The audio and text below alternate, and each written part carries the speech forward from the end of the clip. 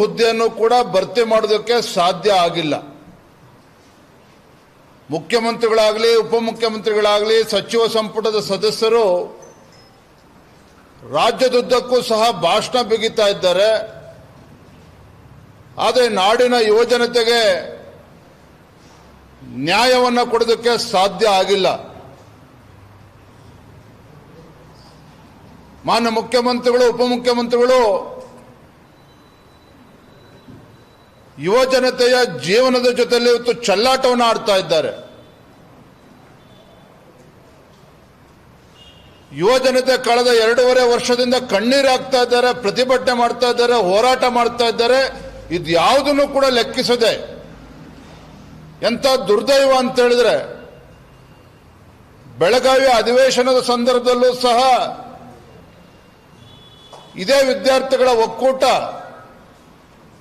ಪ್ರತಿಭಟನೆ ಮಾಡಿದ್ರು, ಅವ್ರ ಮೇಲೆ ಲಾಠಿ ಚಾರ್ಜ್ ಮಾಡಿದ್ರು. ಅವಾಗಲೂ ಕೂಡ ಸರ್ಕಾರ ಎಚ್ಚೆತ್ತುಕೊಳ್ಳಲಿಲ್ಲ. ರಾಜ್ಯ ಉಚ್ಚ ನ್ಯಾಯಾಲಯ ಮಧ್ಯಸ್ಥಿಕೆ ವಹಿಸಿ, ಯಾವ ಕಾರಣಕ್ಕೆ? ಮುಖ್ಯಮಂತ್ರಿಗಳ ಜೊತೆ ಒಂದು ಅಪಾಯಿಂಟ್ಮೆಂಟ್ ಕೊಡಿಸೋದಕ್ಕೆ ರಾಜ್ಯ ಉಚ್ಚ ನ್ಯಾಯಾಲಯ ಮಧ್ಯಸ್ಥಿಕೆ ವಹಿಸಬೇಕಾಯಿತು. ಆದ್ರೆ ಇದು ಯಾವುದಕ್ಕೂ ಕೂಡ ಮಣಿಯದೇನೆ ಹೊತ್ತು ಸಿದ್ದರಾಮಯ್ಯನವರು, ಡಿ ಕೆ ಶಿವಕುಮಾರ್ ಅವರು ತಮ್ಮ ಕುರ್ಚಿ ಕಾಳಗದಲ್ಲಿ ಒಬ್ರು ಕುರ್ಚಿ ಉಳಿಸ್ಕೊಳ್ಳೋದಕ್ಕೆ, ಮತ್ತೊಬ್ರು ಕುರ್ಚಿ ಕಸ್ಕೊಳ್ಳೋದಕ್ಕೆ ಈ ಗಲಾಟೆನಲ್ಲಿ ಅವರು ಬ್ಯುಸಿ ಆಗಿದ್ದಾರೆ ವಿನಃ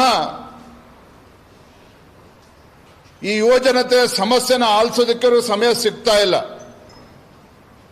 ನನ್ನನ್ನು ಕೂಡ ವಿದ್ಯಾರ್ಥಿ ಒಕ್ಕೂಟದವರು ಬಂದು ಭೇಟಿ ಮಾಡಿದ್ರು. 2,85,000 ಹುದ್ದೆಗಳು ಇವತ್ತಿಗೂ ಕೂಡ ಖಾಲಿ ಬಿದ್ದಿದೆ. ಅದನ್ನ ನೇಮಕಾತಿ ಪ್ರಕ್ರಿಯೆನ ಪ್ರಾರಂಭ ಮಾಡೋದಕ್ಕೆ ಆಗ್ತಾ ಇಲ್ಲ ಕಾಂಗ್ರೆಸ್ ಸರ್ಕಾರಕ್ಕೆ. ರಿಸರ್ವೇಶನ್ ಗೊಂದಲವನ್ನ ಬಳಸಿಕೊಂಡು ರಾಜ್ಯ ಉಚ್ಚ ನ್ಯಾಯಾಲಯದಲ್ಲೂ ಕೂಡ ಸರಿಯಾದ ರೀತಿಯಲ್ಲಿ ವಾದ ಮಂಡನೆ ಮಾಡದೇನೆ ಕಾಲಹರಣ ಮಾಡಿಕೊಂಡು ಕಾಂಗ್ರೆಸ್ ಸರ್ಕಾರ ಕುಳಿತಿದೆ ವಿನಃ ಯುವಜನತೆಯ ಬದುಕನ್ನು ಕಟ್ಟಿಕೊಡುವಂತ ನಿಟ್ಟಿನಲ್ಲಿ ಖಾಲಿ ಹುದ್ದೆಗಳ ಭರ್ತಿಯನ್ನ, ನೇಮಕಾತಿಯನ್ನ ಮಾಡೋದಕ್ಕೆ ಯಾವುದೇ ಒಂದು ಇಚ್ಛಾಶಕ್ತಿ ಕಾಂಗ್ರೆಸ್ ಸರ್ಕಾರಕ್ಕೆ ಕಾಣ್ತಾ ಇಲ್ಲ. ಇವೆಲ್ಲ ಕಾರಣಕ್ಕಾಗಿಯೇ ರಾಜ್ಯ ವಿದ್ಯಾರ್ಥಿಗಳ ಒಕ್ಕೂಟ ಬೆಂಗಳೂರಿನಲ್ಲೂ ಕೂಡ ಪ್ರತಿಭಟನೆ ಮಾಡಿದ್ರು. ಹಿಂದೆ ಕಲಬುರಗಿನಲ್ಲೂ ಕೂಡ ಪ್ರತಿಭಟನೆ ಮಾಡಿದ್ರು, ಧಾರವಾಡದಲ್ಲೂ ಕೂಡ ಪ್ರತಿಭಟನೆ ಮಾಡಿದ್ರು. ಈಗ ಇವತ್ತು ಮತ್ತೊಮ್ಮೆ ಮಾಡ್ತಾ ಇದ್ದಾರೆ. ಅದೇ ಬಂಡತನದ ಪ್ರದರ್ಶನ ಇವತ್ತು ರಾಜ್ಯದ ಮುಖ್ಯಮಂತ್ರಿಗಳು, ಉಪಮುಖ್ಯಮಂತ್ರಿಗಳು ಮಾಡ್ತಾ ಇದ್ದಾರೆ.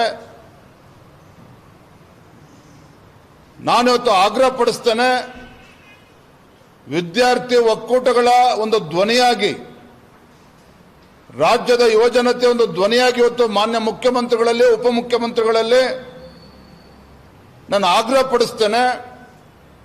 ನೀವು ಕಳೆದ 2.25 ವರ್ಷದಲ್ಲಿ ಕಡಿದು ಕಟ್ಟೆ ಹಾಕಿರ್ತಕ್ಕಂಥದ್ದು ರಾಜ್ಯದಲ್ಲಿ ಗೊತ್ತಿದೆ, ಜನ ಗಮನಿಸ್ತಾ ಇದ್ದಾರೆ. ಒಂದ್ ಕಡೆ ಅಭಿವೃದ್ಧಿ ಇಲ್ಲ, ಮತ್ತೊಂದು ಕಡೆ ನೌಕರಿಗೆ ಸಂಬಳ ಕೊಡೋದಕ್ಕೂ ಆಗ್ತಾ ಇಲ್ಲ. ಈ ಕಡೆ ನೇಮಕಾತಿಯನ್ನು ಕೂಡ ತೆಗೆದುಕೊಳ್ಳದೇನೆ, ಭರ್ತಿ ಮಾಡ್ದೇನೆ ಏನು ಅನ್ಯಾಯ ಮಾಡ್ತಾ ಇದ್ದೀರಿ.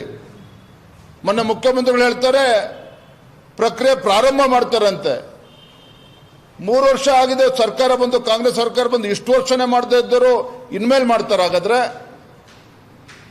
ಇನ್ನು ಎಷ್ಟು ದಿನ ಯುವಜನತೆ ತಾಳ್ಮೆನ ಪರೀಕ್ಷೆ ಮಾಡಿದು ಕೊಟ್ಟಿದ್ದೀರಿ ಮನೆ ಮುಖ್ಯಮಂತ್ರಿಗಳೇ, ಉಪಮುಖ್ಯಮಂತ್ರಿಗಳೇ?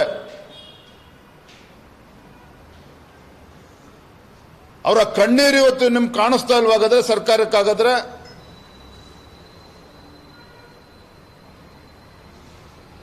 ಇನ್ನೂ ಕೂಡ ಅವರ ತಾಳ್ಮೆನ ಪರೀಕ್ಷೆ ಮಾಡ್ದೇನೆ 2.5 ಲಕ್ಷ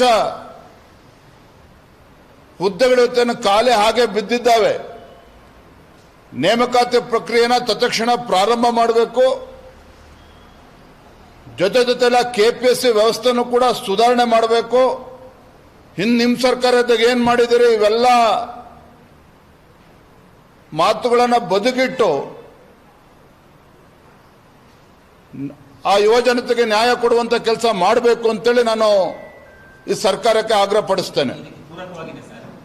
ವೈದ್ಯಾಧಿಕಾರಿಗಳ ಸಂಘ ಹೇಳ್ತಾ ಇರೋ ಪ್ರಕಾರ ಬಿಜೆಪಿ ಅವಧಿಯಲ್ಲಿ 1000 ಜನಕ್ಕೆ ನೇಮಕಾತಿ ಆರಂಭ ಮಾಡಿರ್ತಾರೆ. ಆದೇಶ ಪ್ರತಿ ಈಗ ಮೊನ್ನೆ ಸಿಎಂ ಅಲರ್ಟ್ ಮಾಡಿರ್ತಾರೆ. ಬಿಜೆಪಿ ಅವಧಿಯಲ್ಲಿ ಆಗಿರುವಂತಹ ನೇಮಕಾತಿಯನ್ನ ನಿನ್ನೆ ಅಲರ್ಟ್ ಮಾಡಿದ್ದಾರೆ ಮೊನ್ನೆ. ಇದು ವೈದ್ಯಾಧಿಕಾರಿಗಳ ಆಕ್ರೋಶಕ್ಕೆ ಕಾರಣ ಆಗಿದೆ. ಅವರು ಕೂಡ ಮಾರ್ಚ್ 11ರಿಂದ ಮುಷ್ಕರ ಆರಂಭ ಮಾಡ್ತಾರೆ. ಇತ್ತೀಚೆಗೆ ಮುಖ್ಯಮಂತ್ರಿಗಳು ನೋಡಿದ್ರಿ, ಹುಬ್ಳಿನಲ್ಲಿ ಬಡವರಿಗೆ ಮನೆ ಕೊಡ್ತಾ ಇದ್ದೇವೆ ಅಂತೇಳಿ ಬಹಳ ಸಾವಿರಾರು ಜನ ಸೇರಿಸಿ ದೊಡ್ಡ ಸಭೆ ಮಾಡಿ ಸಮಾರಂಭ ಮಾಡಿ ಅವ್ರ ಬೆನ್ನು ಅವ್ರು ತಟ್ಕೊಂಡು ಮುಖ್ಯಮಂತ್ರಿಗಳು ಬಂದಿರತಕ್ಕಂಥ ತಾವು ನೋಡಿದಿರಿ. ಧಾರವಾಡದಲ್ಲಿ ಸಭೆ, ಹುಬ್ಳಿನಲ್ಲಿ ಸಭೆ ಮಾಡಿದ್ರು. ಆ ಬಡವರಿಗೆ ಮನೆ ಕೊಟ್ಟಿದ್ದು ಕೂಡ ಅದು ಹಿಂದಿನ ಬಿಜೆಪಿ ಸರ್ಕಾರ ಇದ್ದಾಗ ಅಲ್ಲಿ ಕಾರ್ಪೊರೇಷನ್ ಅಲ್ಲಿ ರೆಸೊಲ್ಯೂಷನ್ ಪಾಸ್ ಮಾಡಿ ಕೇಂದ್ರ ಸರ್ಕಾರದ ಸಹಯೋಗದೊಂದಿಗೆ ಆಗಿರುವಂಥದ್ದು. ಇವರು ಬಂದು ಕಡ್ದು ಕಟ್ಟಾಕಿರ್ತಕ್ಕಂಥದ್ದು ಏನೂ ಅಲ್ಲ. ಹಾಗಾಗಿ ಈ ಸರ್ಕಾರ ಕೇವಲ ಕಾಲಹರಣ ಮಾಡಿಕೊಂಡು ಹಿಂದಿನ ಬಿಜೆಪಿ ಸರ್ಕಾರದ ಆ ಸಂದರ್ಭದಲ್ಲಿ ಏನೇನೋ ಆಗಿತ್ತು ಅದು ನಾವು ಮಾಡಿದ್ದೇವೆ ಅಂತೇಳಿ ಬಿಂಬಿಸ್ಕೊಳ್ತಕ್ಕಂಥ ಪ್ರಯತ್ನ ಮಾಡ್ತಾ ಇದ್ದಾರೆ ವಿನಃ ಇವ್ರು ಏನೂ ಕೂಡ ಮಾಡಿಲ್ಲ ಕಳೆದ 2.5 ವರ್ಷದಲ್ಲಿ. ಹಾಗಾಗಿ ನಾನು ಮತ್ತೊಮ್ಮೆ ಆಗ್ರಹ ಪಡಿಸ್ತೇನೆ, ಮಾನ್ಯ ಮುಖ್ಯಮಂತ್ರಿಗಳು, ಉಪಮುಖ್ಯಮಂತ್ರಿಗಳು ಆ ಯುವ ಜನತೆಯ ಭಾವನೆಗಳನ್ನು ಅರ್ಥ ಮಾಡ್ಕೋಬೇಕು. ಎಷ್ಟೋ ಜನ ಪಾಪ ವಯೋಮಿತಿ ಅದು ಕೂಡ ಕಳೆದು ಹೋಗ್ತಾ ಇದೆ ಪಾಪ ಅವರಿಗೆ, ಏಜ್ ಲಿಮಿಟ್. ಹಾಗಾಗಿ ಹುಡುಗಾಟಿಕೆ ಮಾಡ್ದೇನೆ ಇದ್ರ ಬಗ್ಗೆ ಗಮನವನ್ನು ಹರಿಸಬೇಕು. ತತ್ಕ್ಷಣ ರಾಜ್ಯ ಸರ್ಕಾರ ಕ್ರಮವನ್ನು ಕೈಗೊಳ್ಳಬೇಕು.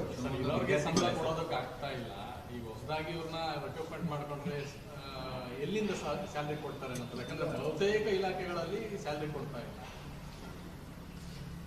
ನೋಡಿ, ರಾಜ್ಯ ಸರ್ಕಾರ ಒಬ್ಬ ಅನುಭವಿ ಮುಖ್ಯಮಂತ್ರಿಗಳು ಇದ್ದಾರೆ. ಇವತ್ತು ಒಬ್ಬ ಅನುಭವಿ ಮುಖ್ಯಮಂತ್ರಿಗಳು ನಮ್ಮ ರಾಜ್ಯದಲ್ಲಿದ್ದಾಗ ಸರ್ಕಾರದ ಮುಂದೆ ಆದ್ಯತೆ ಏನು ಅನ್ನೋದನ್ನು ಅವರು ಕೂಡ ಸ್ಪಷ್ಟಪಡಿಸಬೇಕು.